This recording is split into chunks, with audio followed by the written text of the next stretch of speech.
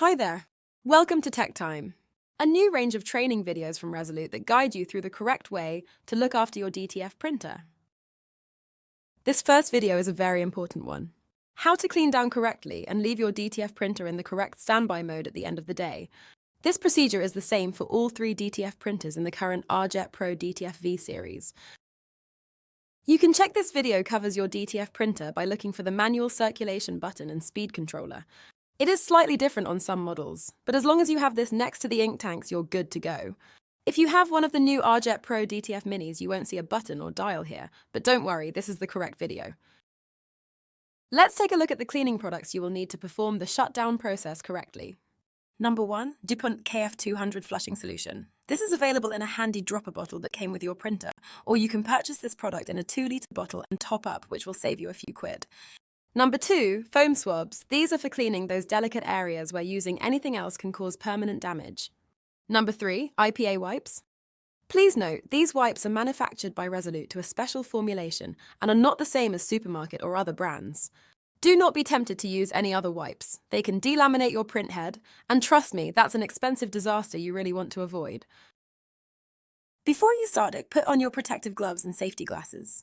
The process is not dangerous, but the last thing you want to do is ruin your lovely fingernails or splash anything into your eyes. Once we start, you must finish the process fully before leaving the printer again. This red bar indicates you are starting, so please concentrate and don't wander off halfway through. The red bar will mean the same in any of the new Tech Time videos, so keep an eye out for it. If you get behind, just hit pause until you are ready to proceed. The first thing you need to do is move the print head carriage to the maintenance position so you can clean the capping station and wiper blade. To do this, press and hold the left arrow on the control panel or in the printer software until the carriage stops at the far left of the printer. First, clean the wiper blade by placing the IPA wipe over the blade, closing your fingers together to make sure the wipe makes contact with the blade on both sides. Do not pull or squeeze the wiper blade too hard or it could get dislodged. Next, clean the suction cup seals and surrounding areas. When you have finished, move over to the left-hand side of the printer. Keeping the print head carriage plate clean is essential. If ink collected on the faceplate during printing is left to go hard, it will be very difficult to remove. Dried ink attracts more ink, so the process snowballs and your printer will start to get very dirty and quicker. To remove the ink from today's printing, you use a couple of IPA wipes. First, put some KF200 on the already wet IPA wipes. This will help the alcohol already soaked into the wipes to stay wetter and avoid it evaporating too quickly. Using the handy polished steel mirror, navigate around the print heads and clean all the ink off. If you prefer, you can kneel down and look underneath the faceplate. Try not to go over the print heads, but do not worry if you wipe the very edges where there are no nozzles. Some ink may take quite a bit of persuasion to remove it. You can rub quite hard on the faceplate back and forth to loosen dried ink, but don't get too carried away. This is a precision part, and you don't want to dislodge or damage it, but it must be kept clean.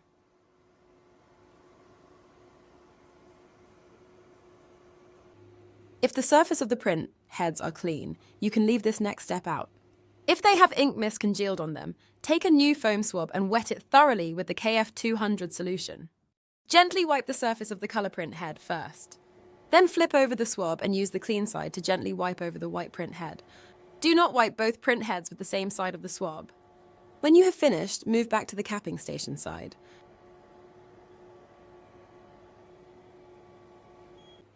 Press the X reset button in the software to dock the print heads. Now select Strong Clean on all heads from the drop-down menu.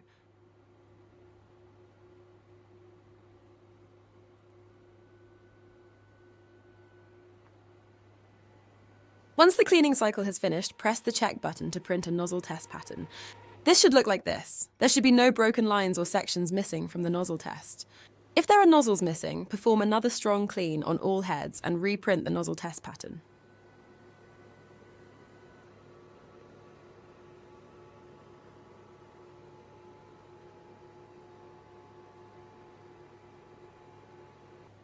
When you have a good nozzle test, it is time to wet cap the print heads. Hold the left arrow key on the printer control panel to move the carriage off the capping station. Now, carefully 3/4 fill the CMYK cup with the KF200 solution, then fill the white cup to the top. Don't worry if a couple of drops spill over. Now, click the X reset button in the printer software to park the carriage back on the capping station. When this is completed and the capping station has moved up to meet the print heads, press the e-stop button on the printer. Please do not turn off the main power, as the system will now continue to manage the white ink without wasting any. If you hear the tank stirrer and circulation pumps running at timed intervals, this is perfectly normal. Your printer is now okay to leave for up to 4 days. If you are going on holiday or at the end of each week, this cleaning process is slightly different. Please look for the Tech Time video titled End of Week Maintenance.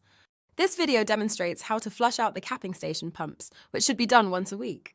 This process is also necessary if you are leaving your printer for longer than 4 days. Now you can click the cross to close the Print XP software and then close down the RIP software. Shut down the PC and let it do any updates it requires so it is ready to go when you are. That's it, you are all done for today. Well done, and thank you for listening.